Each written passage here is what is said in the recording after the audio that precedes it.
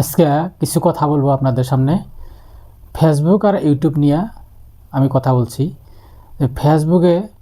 ফেসবুকের আর্নিং কিরম হয় আর ইউটিউবের আর্নিং কিরম হয়। তো ফেসবুকে যদি আপনার একটা ভিডিও যদি ভাইরাল হয়, রাতারাতির মধ্যে কিন্তু আপনি ভাইরাল হইতে পারবেন আর কি। আর ইউটিউবে কিন্তু ওইরকম তাড়াতাড়ি ভাইরাল হয় না। কিন্তু ফেসবুকে যেরকম তাড়াতাড়ি ভাইরাল হব, ওইরকম তাড়াতাড়ি ফেরার নিচের দিকে ডাউন হয়ে আসবো। আর ইউটিউবে কিন্তু ধাপে ধাপে ধাপে ধাপে ধাপে ধাপে আপনার যাবে, কিন্তু ওইটা কিন্তু লং টাইমের মতো আপনার থাকবো আর কি।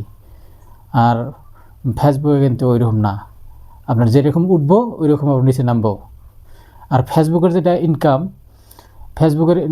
ইনকামের থেকে আপনার ইউটিউবের যেটা ইনকাম, আপনার তিন ভাগের 2 ভাগ এতটুকু ডিফারেন্স হয় আর কি। ইউটিউবের ইনকাম ফেসবুকের থেকে ইউটিউবের ইনকাম একটু বেশি আর কি।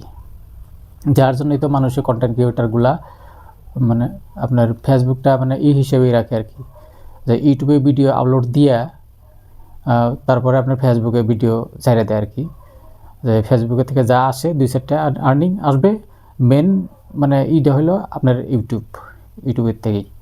তো কিছু এখন তো প্রত্যেক ঘরে আপনার ফোন, যতগুলো ফোন আছে সব ফোনের ভিতরে কিন্তু ফেসবুক আছে।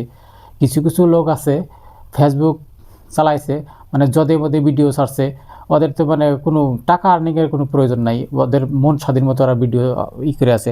এর ভিতরে হয়তো কিছু লোক আছে, ওরা কিন্তু হয়তো আর্নিংয়ের ধান্দায় আছে আর কি, যে আমি এইটা দিয়ে কিছু আর্নিং করব আর কি। তারা তো গাইডলাইন মাইনে চলে আসে আর কি।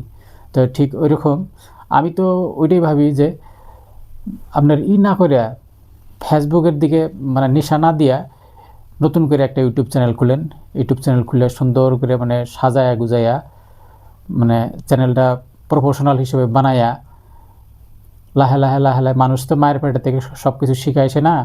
মানুষ কিন্তু পৃথিবীতে এসে মানুষ দেখা শুইনা মানে কিন্তু শেখে আর কি।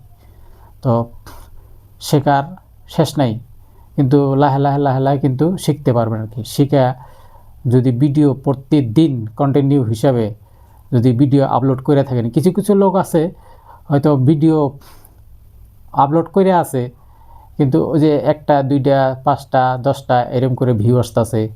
এই ভিউ আসার পরে হয়তো 2 মাস 4 মাস 6 মাস মানে করলো আর কি, করার পরে কিন্তু মনটা নষ্ট হয়ে যায়, যেখানে ভিউ ছাড়ে না।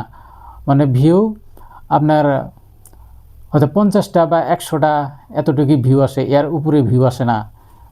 লাস্টে কিন্তু চ্যানেল ছাইড়া কিন্তু তারা কিন্তু চলে যায়। কিন্তু এটা কিন্তু মারাত্মক ভুল। দেখেন ভাই, একটা গাছ সর্বপ্রথমে কিন্তু আপনার বীজ সংগ্রহ করতে হয়। বীজটা আপনি গাড়ার পরে বীজের ভিতরে আপনার সার পানি দিয়ে আপনার গাড়ার পরে তারপরে কিন্তু আপনার বীজটা লাহে ওখান থেকে গাছ ফুটে কিন্তু পাতা গজাবে।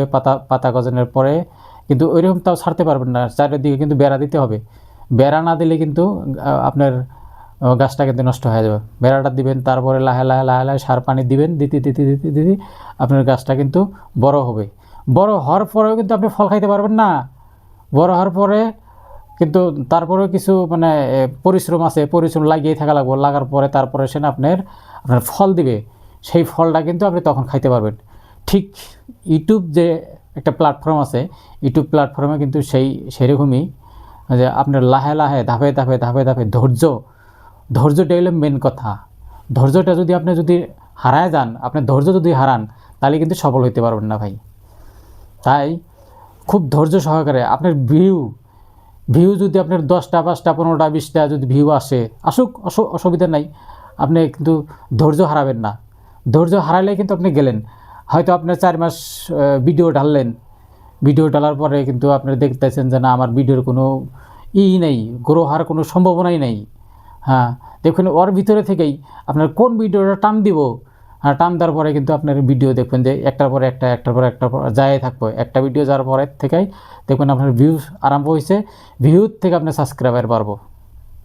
তো ধৈর্য সবচেয়ে থেকে বড় হলে ধৈর্য ধরে আর কষ্ট করলে সুখ আছে। কষ্ট ছাড়া ভাই কোনো দিকে সুখ হবে না। তাই আপনাদেরকে অনুরোধ করছি, এরকম করে মানে আধা রাস্তায় যাইয়া আপনারা ধৈর্য হারাবেন না, কষ্ট করে যান, কষ্ট করলে ফল পাবেন একদিন।